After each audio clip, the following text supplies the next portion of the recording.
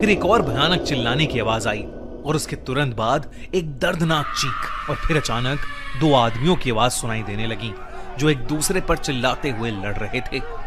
समर्थ को अपनी लाइफ में पहली बार रूह कपकपाने वाला डर लगा। उन झगड़ों की आवाजें सुनकर उसने सोचा कि शायद वो भाइयों वाली कहानी सच है। वो जल्दी से फोटो खींच के निकलना चाहता था, लेकिन उसका फोन जो अभी फुल्ली चार्ज था एकदम से बंद पड़ गया। ये देखकर समर्थ ने वहां से फौरन निकलने का सोचा, लेकिन जैसे ही वो घर की एग्जिट पर उस बड़े से पेड़ के पास पहुंचा, उसके पैर मानो जम से गए। उसने भागने की पूरी कोशिश की, लेकिन उसे ऐसा लग रहा था कि जैसे जमीन के अंदर से किसी ने उसे पकड़ लिया हो। उसने धीरे से नीचे देखा और उसका खून जम गया।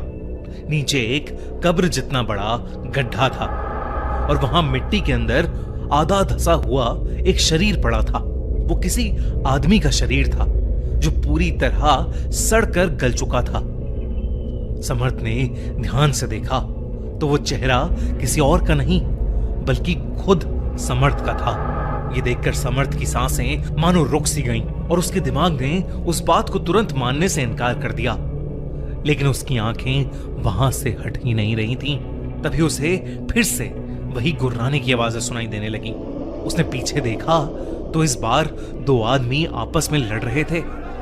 उनकी पीठ समर्थ की तरफ थी, पर उनका पूरा शरीर सड़ चुका था। शरीर पर चाकू से बने घाव थे जिसमें से खून बह रहा था। समर्थ काफी घबरा चुका था क्योंकि उसे समझ आ गया था कि ये वही दो भाई हैं जो सालों पहले मर चुके थे। समर्थ ये सब देखकर इतना डर गया कि उसके हाथ से उसका फोन गिर पड़ा।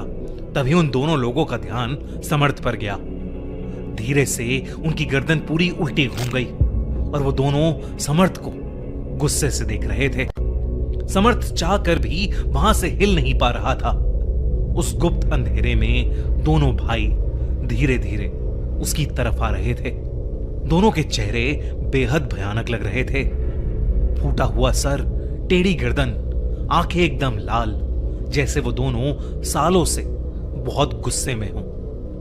दूसरी तरफ मिट्टी में गड़ी वो डेड बॉडी भी उठ खड़ी हुई। उसने समर्थ को मिट्टी में नीचे खींचना शुरू कर दिया। देखते ही देखते समर्थ का पूरा शरीर जमीन में धंसने लगा। समर्थ चिल्लाया और पूरी ताकत लगा दी, लेकिन उसकी सांस टूटने लगी और धीरे धीरे उसकी आंखों के सामने अंधेरा छाने लगा। जब समर्थ कई घंटों तक वापस नहीं आया तो उसके दोस्त टेंशन में आ गए। वो फौरन